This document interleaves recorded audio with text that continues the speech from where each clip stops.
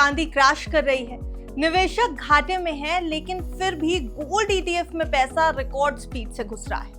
आखिर जब कीमतें गिर रही हैं तो लोग सोने पर इतना भरोसा क्यों कर रहे हैं? यही है आज के बाजार का सबसे बड़ा ट्विस्ट, जिसे जानना आपके लिए बेहद जरूरी है।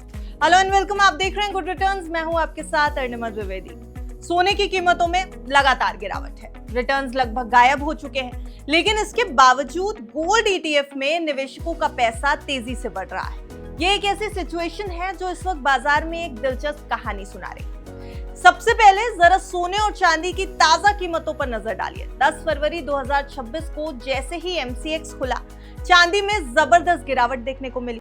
चांदी का 9 फरवरी का पिछला क्लोज था 2,62,620 रुपए, लेकिन 10 फरवरी को ये फिसल कर 2,56,864 रुपए प्रति किलो पर आ गई, यानी पिछले बंद भाव से सीधे 5,756 रुपए नीचे। और अगर थोड़ा आप और पीछे जाएंगे तो 29 जनवरी 2026 को चांदी ने अपना लाइफ टाइम हाई 4,20,048 रुपए प्रति किलो छुआ था। वहां से अब तक चांदी करीब 1,63,000 रुपए से ज्यादा टूट चुकी है। यानी साफ शब्दों में कहें तो चांदी में जबरदस्त क्रैश चल रहा है।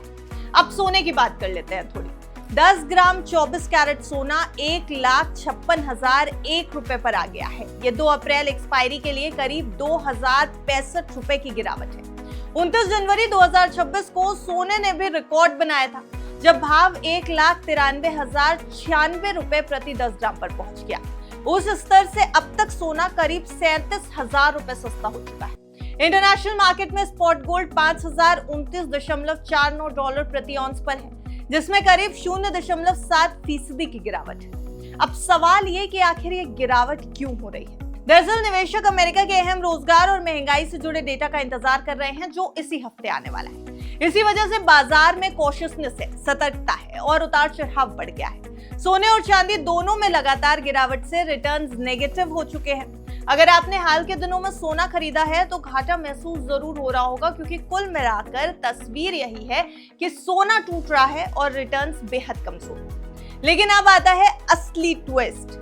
इतनी गिरावट के बावजूद गोल्ड ईटीएफ में निवेशकों का भरोसा बढ़ता जा रहा है। एम्फी के लेटेस्ट डेटा के मुताबिक जनवरी 2026 में गोल्ड ईटीएफ में इनफ्लो 106% उछलकर 24,040 करोड़ रुपए पहुंच गया। दिसंबर में यही आंकड़ा लगभग आधा था। दिलचस्प बात यह है कि अब यह इनफ्लो इक्विटी ईटीएफ के बराबर पहुंच चुका है।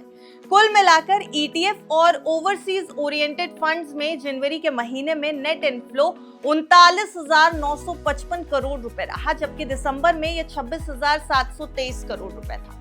अब सवाल ये कि जब कीमतें गिर रही हैं तो पैसा क्यों आ रहा है, इनफ्लो क्यों हो रहा है? वजह है ग्लोबल अनिश्चितता, यानी ग्लोबल अनसर्टेनिटी। आगे चलकर मॉनेटरी पॉलिसी में ढील की उम्मीद और लगातार बढ़ते जियोपॉलिटिकल इश्यूज, यानी जियोपॉलिटिकल टेंशंस, रिस्क। निवेशक सोने को आज भी सेफ हेवन मानते हैं। भले ही शॉर्ट टर्म में कीमतें दबाव में हो, उन्हें भरोसा है कि लॉन्ग टर्म में सोना फिर से चमकेगा। और गोल्ड ईटीएफ उन्हें बिना फिजिकल सोना खरीदे आसान और ट्रांसपेरेंट तरीके से निवेश का मौका देते हैं। एक्सपर्ट्स की माने तो यही बाजार का असली गेम भी है और असली समझ भी। जब गिरावट होती है तब स्मार्ट निवेशक मौके तलाशते हैं। अगर कीमतें और नीचे जाती हैं तो ईटीएफ में पैसा और ज्यादा बढ़ जाता है। लेकिन याद रखिए, निवेश से पहले अपनी रिसर्च और एक्सपर्ट की सलाह जरूर ले लीजिएगा, क्योंकि बाजार में जोखिम हमेशा बना रहता है, चाहे वो इक्विटी मार्केट हो या गोल्ड मार्केट। आप हमें कमेंट करके जरूर बताइए कि क्या आप सोने में निवेश करना चाहते हैं। देखते रहिए गुड रिटर्न्स।